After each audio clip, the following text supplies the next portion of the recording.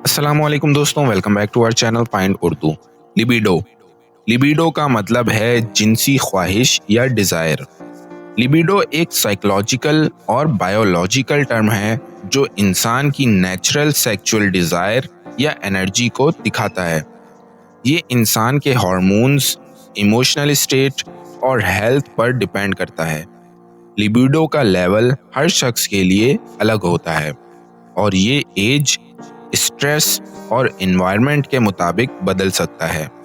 ये लफ्ज़ अक्सर हेल्थ और साइकोलॉजी में इस्तेमाल होता है जब किसी की डिज़ायर्स और मोटिवेशन का स्टडी किया जाता है। फॉर एग्जांपल, स्ट्रेस लिबिडो को कम कर सकता है।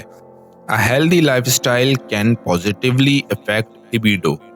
एक सेहतमंद लाइफस्टाइल लिबिडो पर अच्छा असर डाल सकता है। तो दोस्तों, लिबिडो का मतलब है इंसानी सेक्सुअल डिज़ायर या एनर्जी। उम्मीद है अब आपको लिबिडो का मतलब समझ में आ गया होगा।